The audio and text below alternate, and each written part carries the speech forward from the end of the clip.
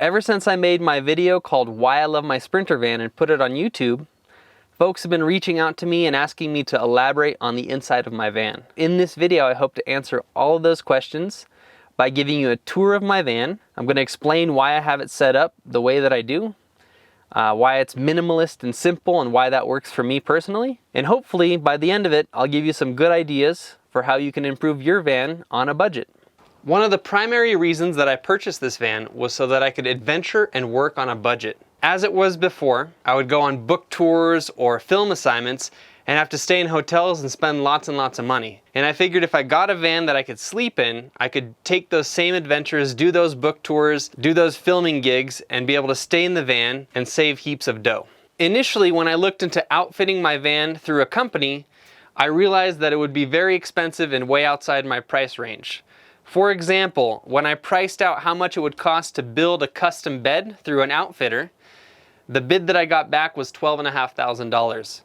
Their estimate was so far out of my budget, I ended up hiring a friend to custom make me a bed. Jason's custom bed setup cost me $600. Now, some people choose to outfit their vans with all the bells and whistles. They put showers and beds and kitchens in them. I knew right away that that wasn't for me. I need a vehicle that is very versatile, that can allow me to live in it when I need to, and then take everything out and receive a shipment of books. So I knew that I was gonna go simple from the get-go. My bed setup is very simple. It's basically a metal frame that's been powder coated with a top sheet of plywood. The bed actually anchors into the floor of the van so that when I'm driving down the road and I hit the brakes, everything doesn't go flying and kill me and my passengers. Once I had a bed frame, I needed something to put on top of it so I'd be comfortable. I found a very inexpensive $100 twin mattress, a kid's mattress. Found some awesome crab sheets. They make me happy.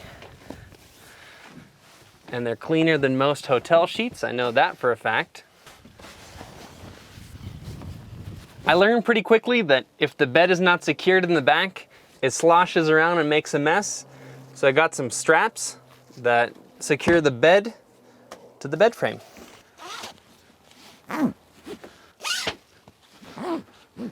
I needed some extra storage space, so I purchased two 27-gallon plastic tubs, and I use these to store extra camping equipment, a trailer hitch, jumper cables, whatever I need really. And the nice thing about these Tupperware is they're inexpensive. Two of them cost me about 30 bucks a piece, so 60 bucks total. They fit perfectly under the bed, and because the bed has a frame all the way to the floor, it prevents the Tupperware from sliding around in the back. So another awesome score was this portable kitchen. This is called a beaver tree kitchen, and essentially it's a camp kitchen. It's a plastic box that contains all of my kitchen and cookware. There's a stove on top, there's dishes and cups and silverware in the bottom, and it's a portable kitchen that allows me to cook right out of the back of my van like so, or I could take this whole thing, put it on a picnic table someplace scenic, and have a kitchen setup in seconds. I went to the hardware store and I purchased some 1/2-inch birch plywood. I got a sheet that was 4 feet by 8 feet. I cut it in half, and then I measured and made side panels for the van. When I got the van from the factory, the sheet metal on the outside was very thin, and so it wasn't great for insulation, and it was also very easy to ding. So I wanted a little bit of insulation and a protective barrier, so I decided to make my own side panels. Sheet of birch plywood cost about 50 bucks. If I hired an outfitter to do this for me, my estimate was 2,500 bucks. So big price difference there. The plywood is also nice because you could mount all sorts of things to it. You could mount a coat rack to it. I found some little fork coat hangers that have been very handy. And I also found this aluminum track that has O-rings on it. It's the kind of track that you would see in a moving van. So I mounted that to the plywood as well, because I found that it's really nice to have something to tether things to. So for example, if I want to transport a bike from point A to point B, I don't want it moving around in the van, so I just tether it to this track. Everything's secure, no muss, no fuss.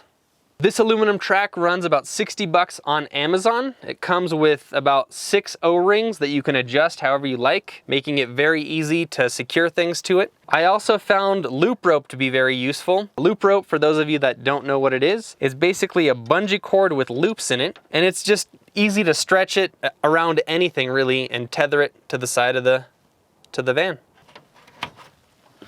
I was cruising around on the internet and I found these stretchy cargo nets that fit perfectly onto my side panels.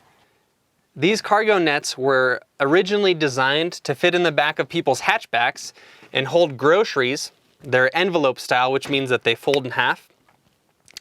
But I found that they work perfectly for extra storage space on the sides of my van. So the nice thing about these versus a shelf is that they hold everything securely and tightly against the side panel and it doesn't rattle. They're very easy to install. You just have these plastic pieces, 4 of them, that you screw in anywhere. You stretch the net out and now you have an awesome little container to put things in. Another great addition has been this coat rack. It's very cheap, mounts right into the side panels, and it allows me to hang things from it, like wetsuits. And then I could use that same loop rope and wrap it around the wetsuits so that they don't wobble and bobble around as I'm driving down the road.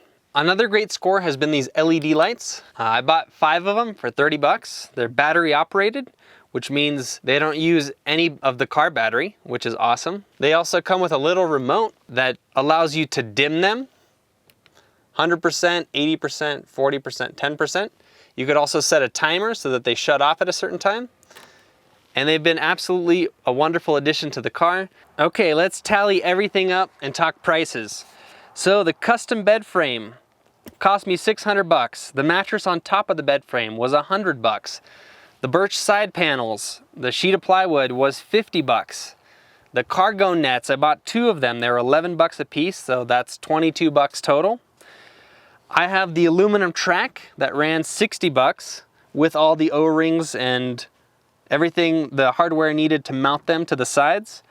That was 60 bucks. The loop rope ran another 20 bucks. I have the plastic storage bins under the bed, 2 of them at 30 bucks a piece. That's 60 bucks total. I have my beaver tree kitchen. That's that plastic box that I told you about that holds all my kitchenware. That was 200 bucks. A little pricey, but well worth it. I have my 5 LED light kit. 30 bucks includes the remote. And I believe that's it. So if I did my math correctly, for less than 1,200 bucks, I was able to outfit my van completely custom to the way that I wanted. And I've never regretted it, never had any buyer's remorse. If you want to do the same, I'm going to make a list of all the things I discussed and put it in the description of this video with links for you to click on.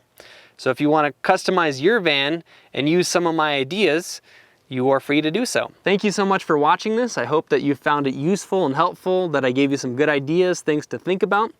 Don't forget to subscribe to my channel, Boutenko Films, for more videos just like this.